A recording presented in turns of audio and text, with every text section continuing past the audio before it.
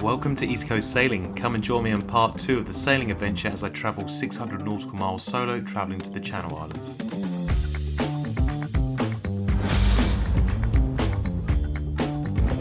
Good morning, Dover VTS. This is sailing vessel Alderney. Half the marina and also the western entrance. Have a good trip. Many thanks, Al. In today's leg, I'm travelling from Dover to Eastbourne, which is 48 nautical miles. Dover is a formidable stretch of water to navigate, as you can see in the footage on the return journey when it kicked up.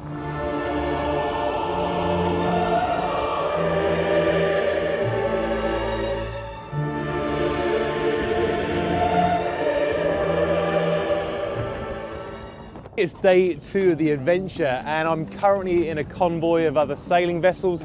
We're all heading west in the same direction, so I'm guessing everyone's going to the Isle of Wight and on to further places such as the Channel Islands as myself. So I've just left the port of Dover and I had a really nice stay there. The berths were nice and big, so there was no worries if you're not very good at docking your boat. We've got a tide running with us. We're doing about 7.7 knots. We're absolutely flying. The weather seems to be a bit temperamental at the moment, and as you saw from the footage yesterday, it was a really bumpy start. We had 28 knots for quite sustained periods, and then it died down to flat calm. I think I'm just either going to get to Eastbourne or Brighton, but the weather is going to be turning later on. It's going to get very windy. As soon as the tide turns and it starts going against us, and then we've got a head-on wind, it's going to be really unproductive, really uncomfortable, and I'd rather get some rest. All ships in the Dover Strait and district of VTS. Great information, service broadcast, go to Channel Islands.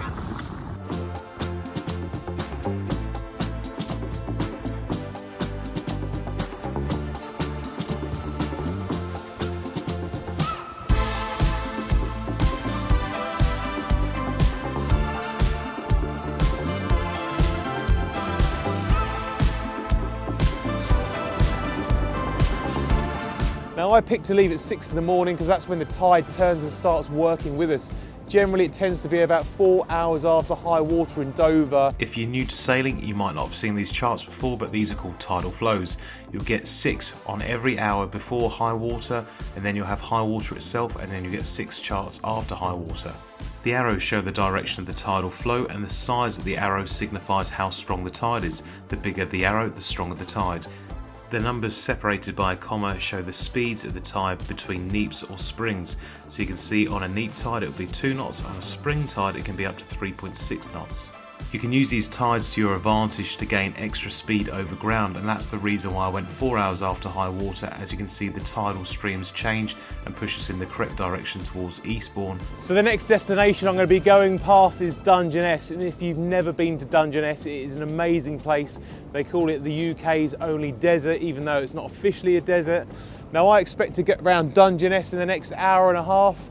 And when we get around that peninsula, I often see dolphins and lots of marine life seals. So if you've never done sailing before and you're intrigued about getting a boat, or you think sailing's boring, how could you ever get bored of looking at this behind you? I can sit here 24 hours a day watching this. It's amazing.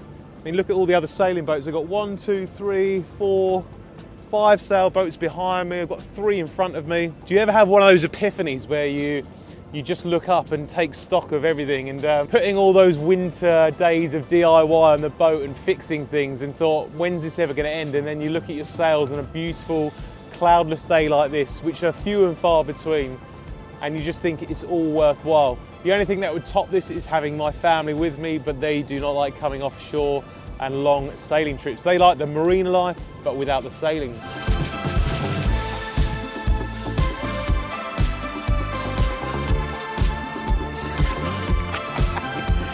Love it. This is what life's about. It's never too early to drink, and it's 7:16 in the morning. That's the sound of the police. That's the sound of the beast. Range safety That's the vessel sound of Smith the there. police. Yes, good morning, sir. Sorry to interrupt you. We're the range safety vessel for Lydd Military Firing Range, and today, sir, the range is active. If you could pass Dungeness Point 2 miles to the south, sir, and take a course of 240, that should keep you clear of any mischief. Many thanks. Thanks for the heads up. All right, cheers, bye. The Lydd firing range is used for anti-tank guns, anti-tank rifles, machine guns, mortars, pistols, rifles, grenades and anti-aircraft weapons. There's quite a few vessels getting escorted over, so it's not just myself who hasn't been reading the charts. She'll take all your money, won't leave you with a dime. Tell you you're the As we approached the tip of Dungeness, we began to lead the pack, but we did enter into an unexpected race. fine, but It's a trap.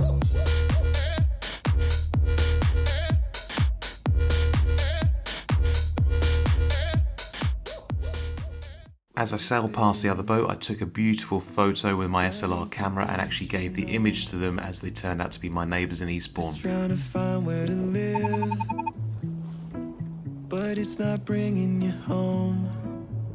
Right, we've got Dungeness just behind us, so we'll nearly be halfway to the Channel Islands, and you'll be able to see the Isle of Wight. So it's quite a nice little milestone getting around this point. There's not a lot of areas to escape to different ports, because you've only got Dover, you have Rye, which is very tiny, we can only get in 2 hours before, an hour and a half after high water, and then the next jump is Eastbourne. But after that you've got Brighton, loads of other marinas, as well as in the Solent area, so you've got tons to explore around there.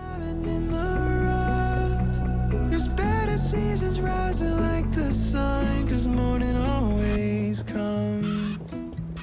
Is towing a warship. Let the tow at 550 metres. In position 0643, Charlie Sarah 3 void. And I get so caught up in things, I'll forget 10 days from last week. There's too much. And just as the forecast predicted, the winds started to grow and grow. Just lift your head, 'cause there's no reason you should be by yourself. The boat I'd overtaken before Dungeness had made a comeback and got in front of me. Still rises tomorrow if it's 9 or it's 5. If you're looking for goodness, then that's what you'll find. With you I see that morning always comes. With you I hear the Eastbourne came clearly into view as we got 20 miles off from the Sovereign Harbour. diamond in the rough.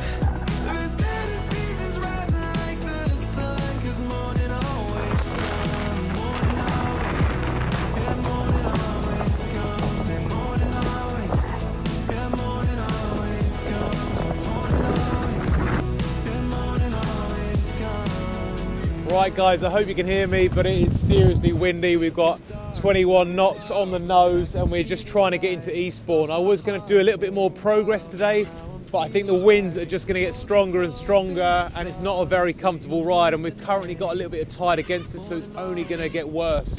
There's 2 yachts that are hugging the coastline, and I think they've got the right idea. Let me get the camera and show you. Oh, it's miserable. Not good. Why can't it ever be sunny and just 15 knots? That's all it'll do me. The winds really started to build at this point, and we're still 15 nautical miles away from harbour.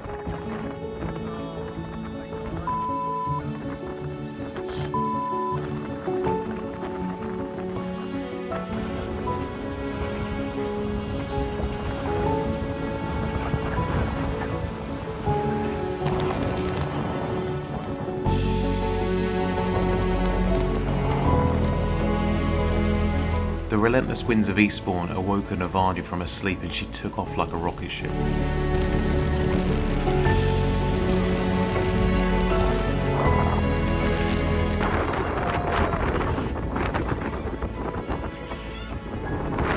Whoa, this is crazy. What's going on?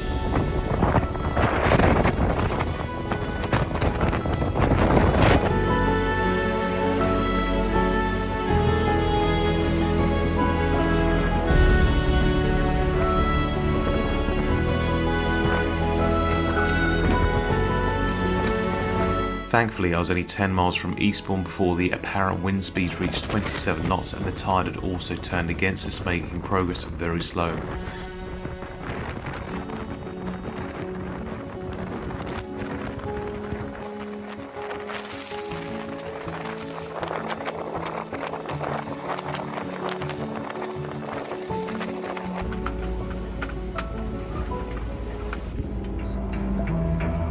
I had a swig of Puss's Navy rum to take the edge off the nerves.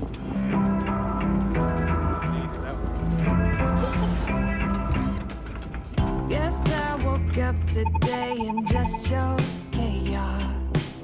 I think of As I got closer to the shoreline, the Seven Sisters cliffs offered some protection and the waves died down. be no makeup on I tied onto the dock pontoon and waited for the lock to fill and cracked open a celebratory beer.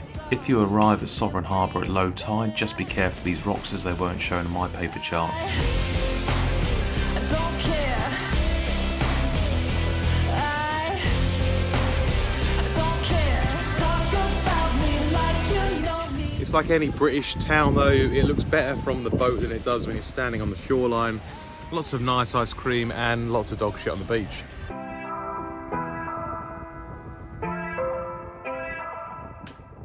Big shout out to Mark Pascoe, thank you for sponsoring today's beer, and if you would like to be the proud sponsor next week, head to the link in the description and buymeacoffee.com and you will be the proud owner of a pink label in the next episode. Ciao! Thanks for watching East Coast Sailing, and if you've enjoyed today's episode, please hit the like button, subscribe to the channel and turn on notifications to get the latest episodes. Join me next week as I bail out in Brighton when the wind speeds hit 32 knots.